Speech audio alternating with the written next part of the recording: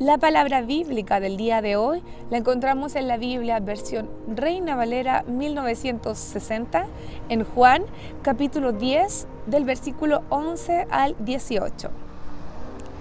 Yo soy el buen pastor. El buen pastor su vida da por las ovejas. Mas el asalariado, y que no es el pastor, de quien no son propias las ovejas, ve venir al lobo y deja las ovejas y huye. Y el lobo arrebata las ovejas y las dispersa. Así que el asalariado huye porque es asalariado y no le importan las ovejas.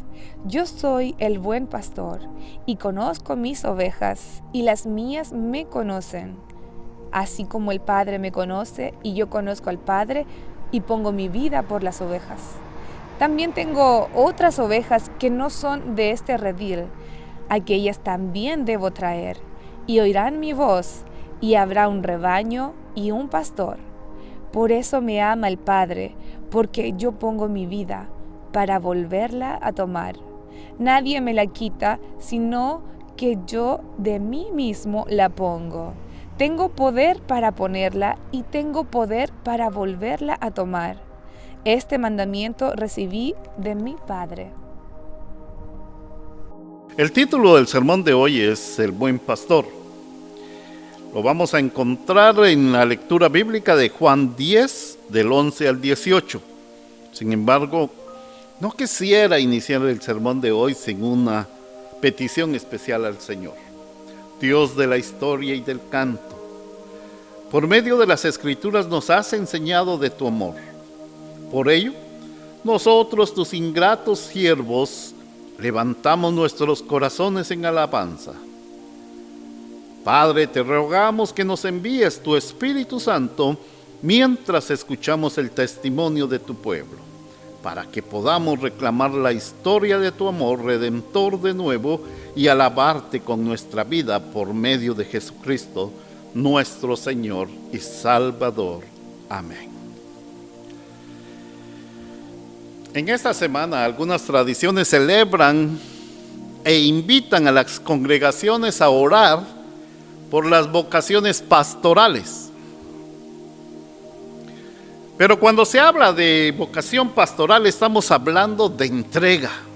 Sí, de una entrega generosa y libre que aporta cada día la gran oportunidad de darse a los demás. Pero no se queda solo en lo invisible o espiritual, sino en lo vivido en la comunidad, lo estudiado, lo aprendido, lo experimentado en la oración, lo que se ama en el servicio y lo que debe y lo que es. Aunque esta plenitud que se experimenta fruto de esta vocación es cierto, solo es una personal compensación interior, espiritual, si se prefiere conocer así, pero no por ello carece de valor, sino todo lo contrario. Por esta compensación a la que se tendría que aspirar vocacionalmente hablando, lo que realmente vamos a encontrarnos o vamos a recibir es la sonrisa del enfermo, el cariño del preso, las lágrimas agradecidas del anciano, la ilusión del joven, la acogida del inmigrante, la serenidad del rechazado, la sonrisa de un plato compartido. Entonces, esa es la mejor remuneración y también el placer de aliviar el sufrimiento del otro. Porque el verdadero valor de la entrega es muy difícil de calcular y de medir, pero se trata de un estado emocional que permite acercarnos y acariciar la plenitud de la felicidad.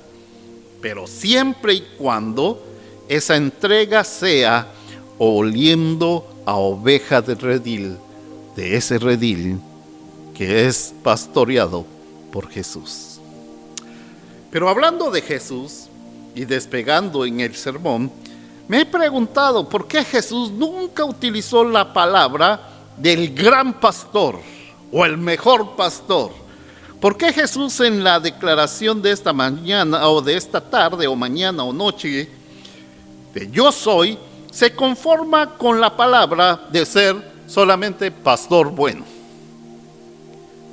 Palabra que a mi humilde interpretación me parece inmerecida por él mismo, ya que bueno es un término que puede usarse de manera diferente dependiendo del acento, de la circunstancia o del contexto en que se vive. El que dice acerca de la comida de un restaurante que queda cerca de su casa como buena, no está diciendo que es excelente. Si bien es cierto, esto no es tampoco una crítica destructiva o negativa, pero tampoco está diciendo que es la mejor. Como para decir que las personas van a ir a hacer cola después del culto en pleno COVID. Pero cuando le preguntamos a un amigo cómo era esa película que acaba de ver, y dice, oh, fue excelente, fue fantástica, fue grande, que después de verla sube su opinión a la plataforma favorita, emite un comentario excelente y lo hace viral. Eso muy bien puede ser suficiente respaldo para que vayamos a verla o comprarla. A veces el término bueno puede significar simplemente que algo no fue lo peor. Otras veces puede significar que está por encima de lo común. Entonces, conociendo a Jesús, ¿por qué Él no usa una palabra que tenga un significado un poquito más claro? De hecho, no es que la palabra no está clara, pero en este caso la palabra que Jesús usó también se puede utilizar para describir algo como precioso o hermoso por el contexto. Con este significado en mente, Jesús estaba señalando que en lo que respecta a la obra de un pastor, espiritualmente hablando, él era el pastor modelo. Él era el mejor ejemplo, no es que era, es el mejor ejemplo de pastor que uno que está tratando de hacer el ministerio puede encontrar. Él es el ideal pastor. Al decir esto, no dejo de salirme un poquito del contexto del sermón y recordar que Jesús es la luz del mundo. El término luz es relacionado esencialmente como ejemplo y camino a seguir. Así que combinando estos dos términos, Jesús es el pastor bueno, digno de seguir y el único ejemplo del ministerio pastoral. Pero otra forma de ayudar a definir algo es señalar lo que no es. Así como Jesús contrasta las cosas negativas con Él, como Él es la puerta con aquellos a los que se refirió como ladrones y salteadores, que encontramos unos versículos anteriores y que contrastan con el buen pastor. Regresando a nuestra lectura, él dijo, más el asalariado, y que no es el pastor, de quien no son propias las ovejas, ve venir al lobo y deja las ovejas y huye, y el lobo arrebata las ovejas y las dispersa. Así que el asalariado huye porque es asalariado y no le importan las ovejas. El que no es el buen pastor es aquella persona que se acerca a su tarea pastoral como un medio de sobrevivencia o de desarrollo profesional. Si bien es cierto, el salario no es indigno tampoco. El problema esencial en el pastorado es lo que motiva al profesional a realizar esta actividad. Para algunos el pastorado es simplemente una de muchas maneras de ganarse la vida. Y no es condenable. O simplemente se convierte en una profesión más, donde se paga por un servicio. Todo cae por su propio peso, ya que en el momento en que surgen los problemas y el pastor no se encuentra en ninguna parte, ha definido su motivación. Sus ovejas y sueldos no son tan valiosos para arriesgar su propia vida. Así que está más preocupado por salvar su pellejo que cualquier otra cosa. Muchos de los que me escuchan y todos los que he conocido venimos de Latinoamérica, en donde el pastor realiza su labor en condiciones que no son entendibles en estos países. Si lo comparamos en términos de salario, sin embargo, su corazón no depende de un salario. Pero a medida que nos adentramos al mensaje, puedo realizar una expresión de asombro. El buen pastor pone su vida por las ovejas. Un predicador una vez contó esta historia sobre un hecho que ocurrió en su ciudad natal. Dos hermanos estaban jugando en la orilla de la arena junto al río. Uno corría tras otro por un gran montículo de arena. Desafortunadamente el montículo no era sólido y su peso hizo que se hundiera rápidamente uno de ellos. Cuando los chicos no regresaron a casa para cenar, la familia y los vecinos organizaron una búsqueda.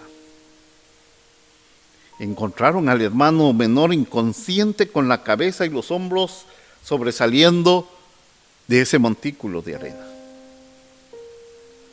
Cuando le limpiaron la nariz, le sacaron la arena y sacaron el cuerpo que estaba ya vencido hasta la cintura, despertó. Los buscadores le preguntaron, ¿dónde está tu hermano? Este niño ya despertando dice, estoy de pie sobre sus hombros. Con el sacrificio de su propia vida, el hermano mayor elevó al menor a un lugar seguro. El amor y sacrificio del hermano mayor sirvió literalmente como base para que la vida del hermano menor fuera puesta a salvo. Qué historia, ¿no? Sin embargo, sin menospreciar a quien renunció a su vida por su hermano, debemos reconocer una diferencia entre el sacrificio de la vida de un hermano y el buen pastor, que da su vida por sus ovejas. En este caso, las ovejas no merecían recibir tal sacrificio. En primer lugar, porque no hay relación familiar.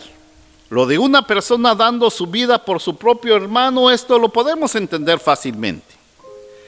Pero que el buen pastor dé su vida por ovejas que son extraviadas, descarriadas, desobedientes, esto no tiene sentido.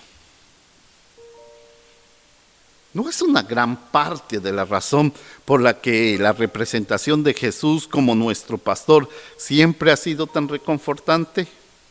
Una cosa es poner la vida por otra persona, especialmente si es cercano a nosotros o alguien a quien apreciamos o es familiar. Sin embargo, otra cosa es hacerlo por un enemigo y por otros que no lo merecen, lo niegan o incluso no lo quieren. Lo que abunda en nuestro corazón o nuestra naturaleza le molesta a las palabras que Jesús ha hecho. Y entonces renace y sale a luz ese mal interior, por lo que nuestras constantes manifestaciones pecaminosas son una bofetada continua en la cara de nuestro Salvador. Pero el problema de eso son las consecuencias del pecado. Algunos dicen que Dios los ha abandonado por nuestra actitud. Pero si eso fuera cierto, Él nos hubiera dejado solos, entonces nosotros nos encontraríamos vagando mucho más allá de la puerta de nuestra casa, de la iglesia o del trabajo. Y fácilmente seríamos apresados por el maligno. Sí, por ese lobo o el engañador que busca devorarnos a todos. Como ovejas somos desobedientes, egoístas, locos, desafortunados, indefensos, desesperados y traidores. A eso Jesús responde: Yo soy el buen pastor. El buen pastor pone su vida por las ovejas. La maravilla de esto no es que nadie renunciaría a su vida por personas que realmente merecen la pena salvar. Estos sacrificios que hemos visto y leído como el ejemplo anterior y seguiremos viviendo y viendo en la vida en general por los que amamos son entendibles. La verdadera maravilla es que el buen pastor lo haría y lo volverá a hacer por ovejas poco leales, dobles caras, injustos, inconformes, desobedientes, rebeldes como cada uno de nosotros. Aún más notable, el buen pastor no fue forzado a hacer esto, o fue parte de sus funciones laborales para hacer tal cosa. Él dijo: por eso me ama mi Padre, porque yo pongo mi vida para volverla a tomar. Nadie me la quita, sino que yo de mí mismo la pongo. Tengo poder para ponerla y tengo poder para volverla a tomar. Este mandamiento recibí de mi Padre. Si bien señalamos con razón la obediencia de Jesús a su Padre y su voluntad de llevar a cabo en toda la medida el sacrificio, recordamos también cómo Jesús nos indica que llevar a cabo la voluntad de su Padre en perfecta obediencia no es tarea fácil. La conclusión de que Jesús no tenía voz en el asunto es una mentira. De hecho, mostró su libre albedrío en su agonía cuando oró en el Getsemaní para que le quitaran la copa de sufrimiento si fuese la voluntad de su Padre. Sin embargo, la principal preocupación de Jesús era hacer la voluntad de su Padre, pero con una decisión libre. El mayor placer de Jesús era deleitarse y hacer la voluntad de su Padre Celestial. Solo nos resta imaginar la inmensa armonía que existe en la relación entre el Padre y el Hijo, como Jesús explicó. Así como el Padre me conoce, yo conozco al Padre. Aunque podemos comprender esa relación especial entre Hijo y Padre, es interesante que la comparación que Jesús estaba haciendo al mencionar esa relación es la misma que Él, como el buen pastor, tiene con cada uno de nosotros los que llama sus ovejas. Yo soy el buen pastor, conozco a mis ovejas y mis ovejas me conocen, así como el Padre me conoce y yo conozco al Padre y daré mi vida por las ovejas. Como buen pastor, Jesús repitió varias veces que puso su vida por las ovejas a fin de asegurarse que nosotros entendiéramos la profundidad del amor que traía su misión y ministerio.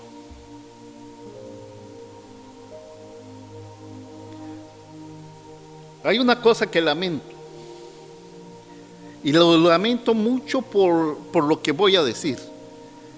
Lamentablemente no conoceríamos a Jesús si no es por su sacrificio de muerte.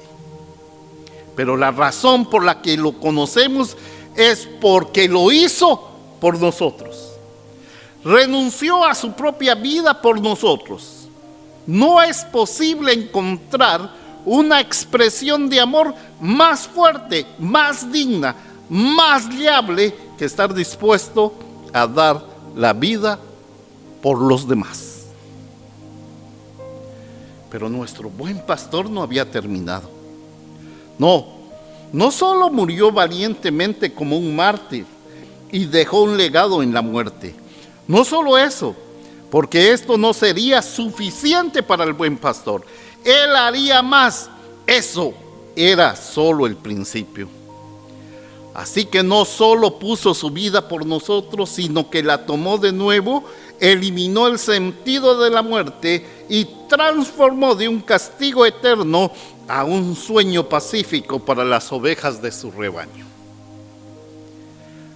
La razón por la que mi Padre me ama es que daré mi vida solo para retomarla. Tengo absoluta autoridad para establecerlo y autoridad para retomarlo. Así como no se vio obligado a morir contra su voluntad, tampoco se ve obligado a vivir de nuevo. Se levantó de nuevo para seguir demostrando esa relación amorosa, una relación perdonadora y protectora con sus ovejas, no solo por ese momento, sino por toda la eternidad. Pero ¿cómo hace eso? Él dijo: tengo otras ovejas que no son de este rebaño. Debo ir por ellas y debo traerlos también. Ellos también escucharán mi voz, y habrá un rebaño y habrá un pastor. ¿Dónde escuchamos su voz? En estos días tan difíciles que nos está tocando vivir, la pregunta resuena más real y más en contexto. Pastor, ¿dónde escuchamos su voz? No nos dejemos confundir por las innumerables otras voces en el mundo que dicen hablar por el buen pastor. Escuchémoslo hablar a través de su palabra. Dejemos hacer su ministerio mientras nos alimenta en el pasto, en ese pasto verde que es su palabra sagrada, y por lo que hará por nosotros de nuevo este día. Escuchemos la invitación a venir a beber la corriente refrescante de agua y ser ungidos con aceite y sellados con su bautismo y comunión, con el único fin de morar en la casa de Jehová por todos los días de nuestra vida. Y lo que el buen pastor quiere para nosotros, Él también quiere para los demás. Aquellos que aún no son parte de este rebaño deben ser llamados, invitados por nosotros antes de que regrese ese buen pastor. Esas personas ahora son lo que una vez nosotros fuimos, ovejas que no son de este rebaño. Porque el propósito de Dios era primero ir al rebaño de Israel y luego las ovejas gentiles fuera de ese redil. Por su propia gracia, por su infinita misericordia, Él viene y hace un encuentro con nosotros. Por su gracia nos ha mantenido en su redil de ovejas de los salvados. Por su gracia nos invita a llamar a los demás con su voz a través de su palabra, para que sean llevados al redil de ovejas, tal como fuimos llamados por nuestro pastor. Ahora nos toca llamar a otros. Pero Dios no tiene otros medios que por medio de nosotros. Entonces, hermanos, ayudemos a otros a oír su voz de este buen pastor de cualquier manera posible. Este día Jesús nos asegura: yo soy el buen pastor. Pero no solo un buen pastor, no es solo el mejor que el promedio. Él es absolutamente el modelo de buen pastor. Él es el ideal, el único pastor que puso su vida y la tomó de nuevo para vivir eternamente con usted y conmigo. Sus ovejas agradecidas, perdonadas, reformadas, que persiguen y tienen el anhelo de morar en su casa por largos días. Es ahí donde encontramos a Cristo como nuestro modelo pastoral, no solo por anteriormente, no solo por ayer, por hoy y por siempre. Amén. Que el Señor les bendiga. Hoy quisiera tener una petición personal. Quisiera que en casa, en el lugar que usted esté, aquí hemos orado por muchas personas, en varias partes de Latinoamérica, Estados Unidos y alguien. Hoy quisiera solamente pedirles una petición muy personal. Que por favor oren por la vida de una de mis sobrinas. Ella se llama Johanna. Está muy delicada y tiene COVID. Y tiene una hija que también está en el hospital, pero con otro mal. Las dos se encuentran muy enfermas. Les pido por favor, pedirle al Señor que haga su voluntad y que su voluntad sea firmemente cumplida a través de esta enfermedad. Vamos a orar. Gracias, Señor, por todas las pruebas, por todas las emociones encontradas que hemos tenido durante la semana. Gracias porque hay muchas personas que pueden sonreír, pueden caminar, pueden distraerse aún en los parques o en las calles. Te agradecemos por la vida, por saber respirar adecuadamente, por sentirle el sabor a la comida, por deleitarnos estar como familia. Hoy te quiero pedir por Johanna y su hija. Están pasando un mal momento, una difícil situación. Pero siempre he pensado y siempre he creído que todo lo que tú haces y lo permites es porque siempre tienes una razón, un objetivo. Ahora, Señor, cumple tu voluntad en medio de esos dos cuerpos que hoy están doliéndose. Yo no vengo a pedir que hagas lo que yo quiera. Vengo a pedir misericordia.